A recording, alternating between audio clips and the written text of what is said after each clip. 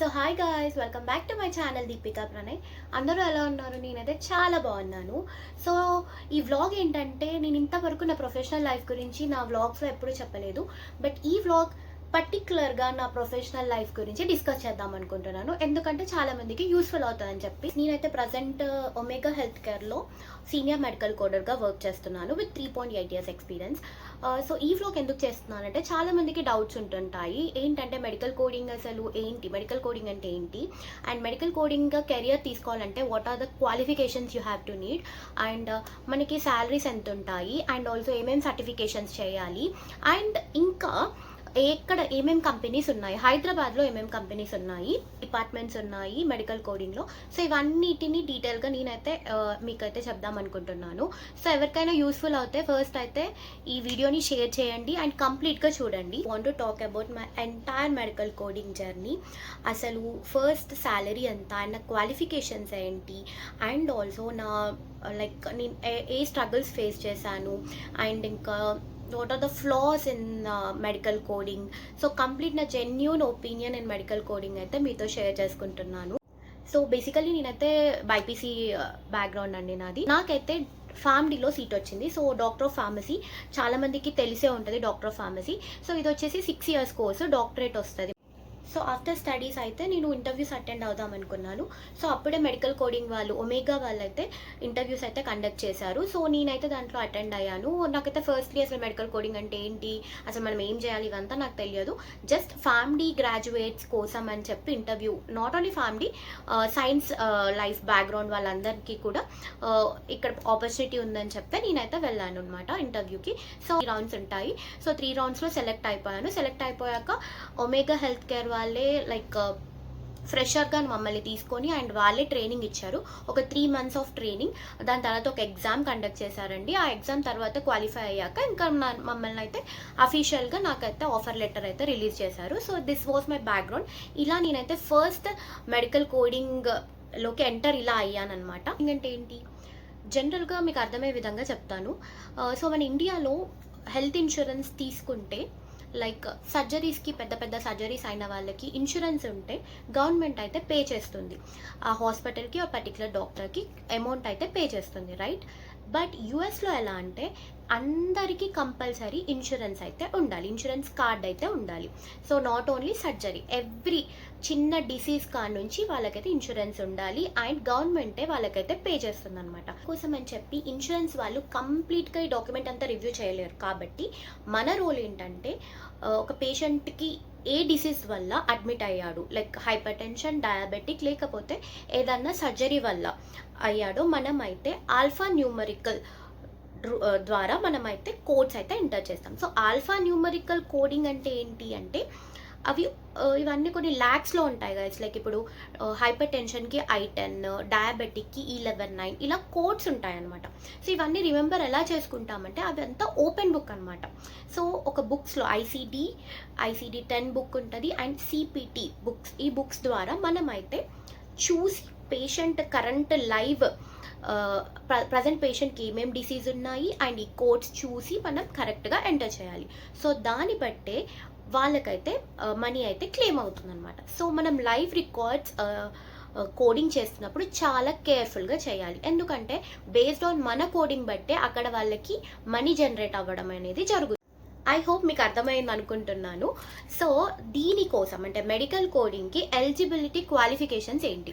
So any science background students అందరూ eligible. చేసి B.Pharm, M.Pharm, biochemistry వాళ్ళు, బయో ఫుడ్ అండ్ టెక్నాలజీ వాళ్ళు, and BDS, BHMS, PharmD.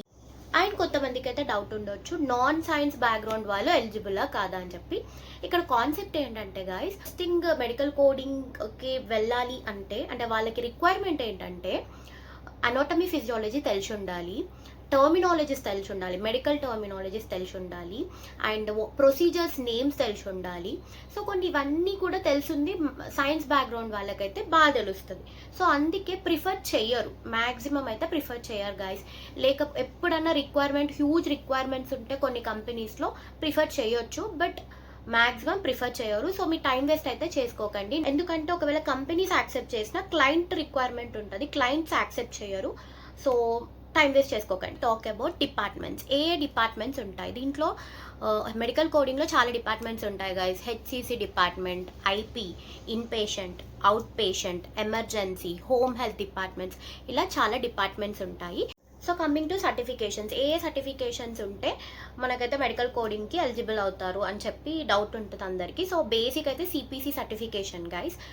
లేదు అంటే డిపార్ట్మెంట్ వైజ్ ఉంటుంది అనమాట. బీసీహెచ్హెచ్సి సర్టిఫికేషన్ హోమ్ హెల్త్ డిపార్ట్మెంట్కి అయితే. సో సర్టిఫికేషన్స్ గురించి మీకు ఇంకేమన్నా ఇన్ఫర్మేషన్ కావాలంటే నాకు డిఎం చేసేసేయండి. నేను క్లియర్ గ్రోత్ ఎలా ఉంటుంది. ఫస్ట్ థింగ్ ఏంటంటే మెడికల్ కోడింగ్లో ట్రైనీ మెడికల్ కోడర్గా ఫస్ట్ రోల్ ఉంటుంది గైస్. సెకండ్ వచ్చేసి మెడికల్ కోడర్ అంతే. థర్డ్ వచ్చేసి senior medical coder, okay. And next fourth వచ్చేసి QA, quality analyst. And fifth వచ్చేసి క్లియర్గా చెప్తాను మీకు, టీమ్ లీడ్, తర్వాత అసిస్టెంట్ మేనేజర్, తర్వాత మేనేజర్ పోస్ట్. సో ఇవన్నీ అయితే మనకైతే career growth or career roles అన్నమాట. సో గైస్ నెక్స్ట్ వచ్చేసి కంపెనీస్, ఏమేమి కంపెనీస్ ఉన్నాయి. సో మెడికల్ కోడింగ్ అనేది వర్క్ ఫ్రమ్ హోమ్ ఉంది, వర్క్ ఫ్రమ్ ఆఫీస్ కూడా ఉంది గైస్. సో కంపెనీస్ అయితే చాలానే ఉన్నాయి. మన హైదరాబాద్లో అయితే ఆప్టమ్ ఉంది, ఒమేగా హెల్త్ కేర్ ఉంది, ఇంకా కాగ్నిజెంట్ ఉంది, విప్రో ఉంది. So guys as I mention ఫస్ట్లో నేను చెప్పాను కదా నా శాలరీ, ఫస్ట్ శాలరీ ఎంతో చెప్తా అని చెప్పి.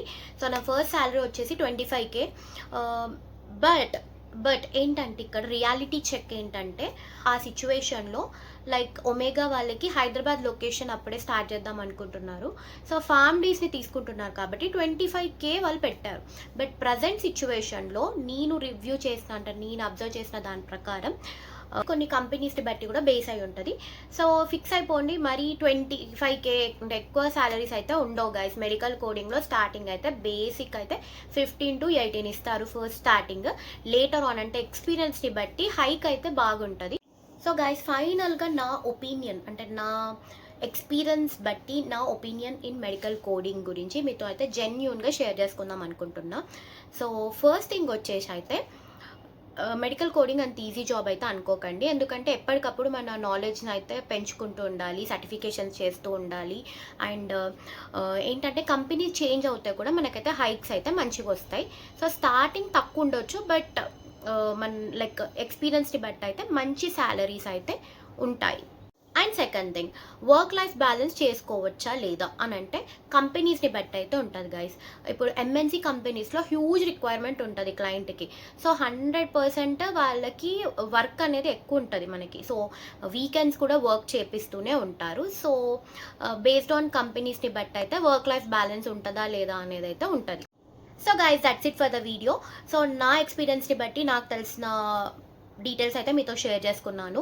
హోప్ మీకైతే యూస్ఫుల్ అవుతుంది అని అనుకుంటున్నాను. అండ్ ఈ వీడియో ఎవరికైతే యూస్ఫుల్లో వాళ్ళతోనైతే షేర్ చేయండి. అండ్ ఎవరైతే మెడికల్ కోడింగ్లో కెరియర్ స్టార్ట్ చేద్దాం అనుకున్న వాళ్ళకి ఇంకేమైనా డౌట్స్ ఉంటే నాకు అయితే డిఎం చేసేసేయండి. So that's it. Thank you so much for watching my videos. Okay bye guys.